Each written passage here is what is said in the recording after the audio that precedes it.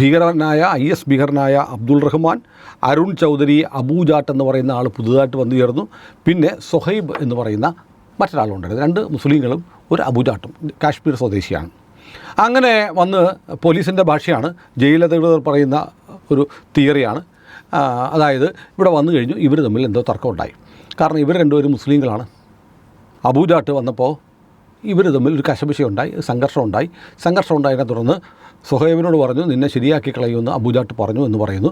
അതിനുശേഷം പിന്നീട് രാത്രി അബ്ദുൾ റഹ്മാൻ കൊല്ലപ്പെട്ടു തലയ്ക്ക് കല്ലുപോലെയുള്ള എന്തോ സാധനം കൊണ്ട് ഇടിച്ചു കൊന്നു എന്നാണ് പറയുന്നത്. അപ്പോൾ അബൂജാട്ടിനെ കുറിച്ച് പറയുമ്പോൾ അയാൾ അത്ര വലിയ ചില ക്രിമിനൽ കേസൊക്കെ ഉണ്ട്, എന്നാൽ അത്ര ഭീകരനാണോ എന്നറിയില്ല.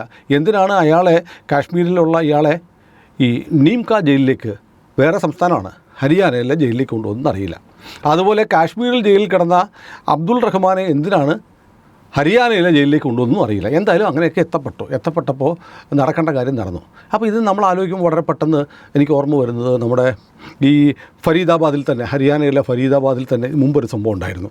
ഫരീദാബാദിൽ നമ്മുടെ ഈ കാലൻ ഡോക്ടർമാരുണ്ടല്ലോ, കാലൻ ഡോക്ടർ, വൈറ്റ് കോളർ ടെററിസ്റ്റ് സംഘത്തിൽപ്പെട്ട ഒരു ഡോക്ടറെ ഇതുപോലെ ജയിലിൽ കൊണ്ടുവന്നപ്പോൾ സഹ തടവുകാരെല്ലാം കൂടെ എടുത്തിട്ട് ഇടിച്ചു. വലിയ അത്യാസന്ന നിലയിൽ ഡോക്ടർ മുസമ്മിലിനെ ആക്രമിച്ചിരുന്നു.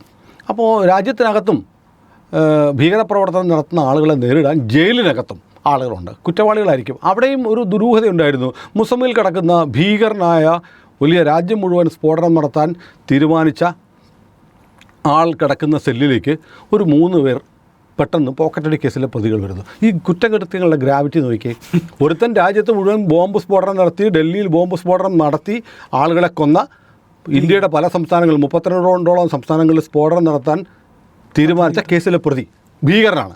അവൻ്റെ മുറിയിലേക്ക് 3 പോക്കറ്റടിക്കാരെ അറസ്റ്റ് ചെയ്ത് വരുന്നു.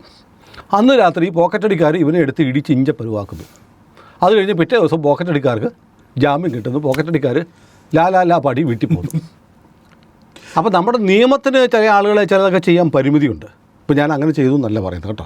പക്ഷേ ജയിലിൽ കിടക്കുന്ന തടവുള്ളികൾക്കറിയാം ഇവൻ രാജ്യവിരുദ്ധനാണ്, രാജ്യത്തെ കുഴപ്പമുണ്ടാക്കാൻ ശ്രമിക്കുന്നവരാണ്. എന്നാൽ അവനെ നിയമത്തിന് ഒരുത്തനെ ഇടിക്കാനും തല്ലാനും ഒന്നും പറ്റില്ലല്ലോ. എന്നാൽ പിന്നെ നമ്മൾ കൈകാര്യം ചെയ്തേക്കാം എന്ന് തീരുമാനിക്കുന്ന രാജ്യസ്നേഹികളായ, ദേശസ്നേഹികളായ ചില കുറ്റവാളികളുണ്ടായിരിക്കാം.